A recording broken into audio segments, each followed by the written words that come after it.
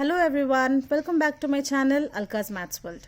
Now children, if you remember, before this video we have already discussed about the chapter Polynomials of class 10th, exercise number 2.3, 2.2.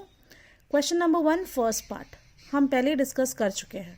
Now let us take the fifth part of the same question, which was you need to find the roots or zeros of the given polynomial, quadratic polynomial, and then verify the relationships between the zeros and the coefficients. Alright, so let us begin with the solution. The first part of this question number 1 is t square minus 15. So as discussed earlier, let us take first p of x is equals to t square minus 15. ठीक है, यहाँ पे polynomial of x है, क्योंकि यहाँ पे t use हुआ है, so we have to take it as t. ठीक है, polynomial of t. This is polynomial of t.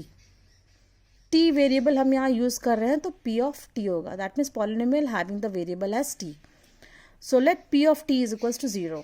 That means t square minus 15 is equals to 0, which means t square is equals to 15. ठीक है, अभी जब ये square यहाँ पे है, if that square will go on the right hand side of the equals to sign, this becomes a root over. 15 जो है उसका रूट ओवर दो फॉर्म में आएगा, आइदर पॉजिटिव आएगा आइदर नेगेटिव आएगा, because root 15 is it's not a perfect square, so इसीलिए ये रूट 15 ही रहेगा प्लस और माइनस में. Therefore the roots of this given quadratic polynomial will be alpha is plus 15 root over 15 and beta will be minus root over 15.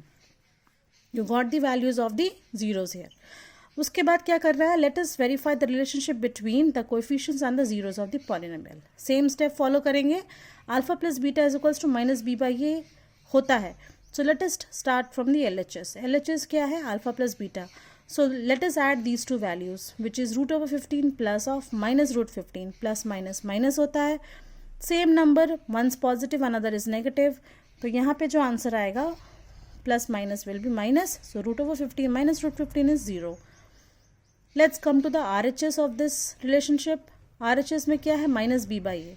अब minus b by a क्या है, this is my first term. ठीक है, ये जो है 15, यहाँ पे कोई भी वेरिएबल नहीं है, that means this is my constant. अभी जो मिडिल टर्म जो है, that means the t term is not present here. Present नहीं है, इसका मतलब क्या है, उसका जो भी कोएफिशिएंट है that is 0.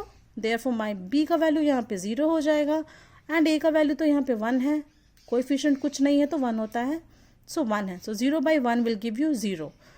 Here also LHS is equals to RHS. ठीक है, फर्स्ट सेट जो है वो वेरीफाई हो गया. Let us go to the second set. Second set क्या है, alpha into beta is equals to c by a. अभी अल्फा बीटा को मल्टीप्लाई करना है, so let's start with the LHS.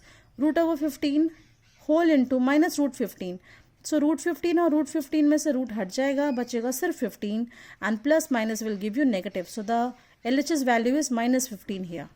ठीक है, now RHS is c by a. c by a means the value of c here is constant, which is minus 15, and here the coefficient of a is 1, so minus 15 by 1 will give you minus 15.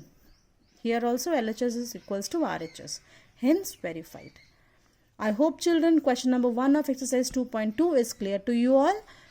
पहले zeros निकालेंगे, उसके बाद उसके coefficients and zeros of the polynomials को verify करेंगे. This is the way we have to do it. Thank you children. Stay tuned. Do like, share, comment and subscribe my channel.